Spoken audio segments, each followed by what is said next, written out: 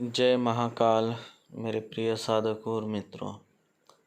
मैंने इसके पहले आपको आसन बांधने का मंत्र दिया था।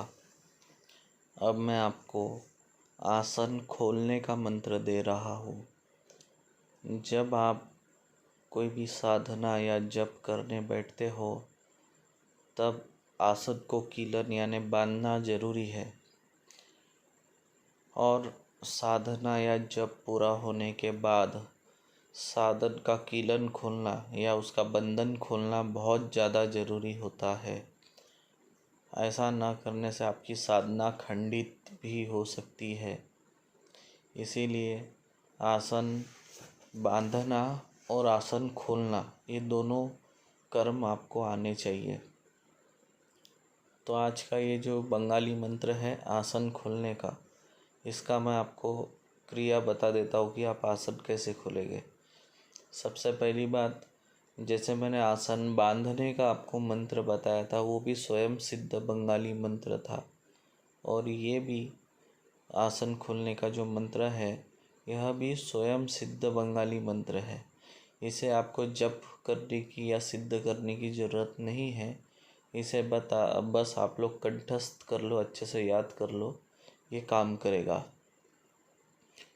और जब आपका जप हो जाए, साधना हो जाए, तब आप क्या करें कि थोड़ी सी मिट्टी ज़मीन में, अगर आप बाहर साधना कर रहे हो, थोड़ी सी मिट्टी उठा ले और 3 बार इस मंत्र से अभिमंत्रित करके आपकी जो आसन है आसन पे छिड़क दे और हाथ जोड़कर प्रणाम करके उसके बाद ही आसन को उठाए।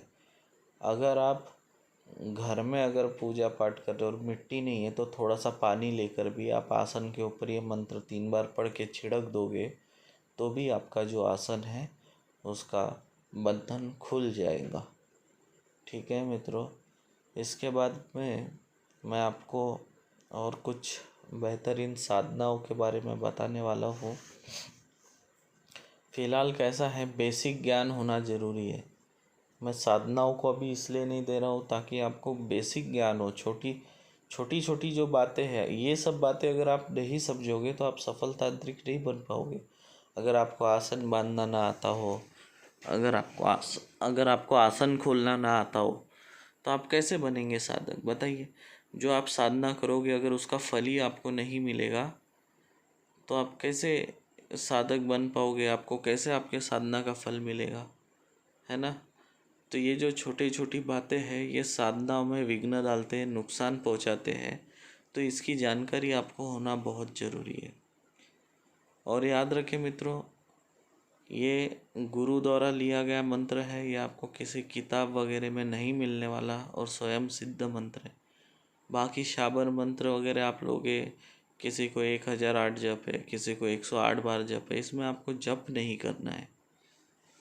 छोटी सी बात है साधकों, अगर आप समझ सके, अगर हम घर भी बनाते हैं तो उसका फाउंडेशन मजबूत करते हैं।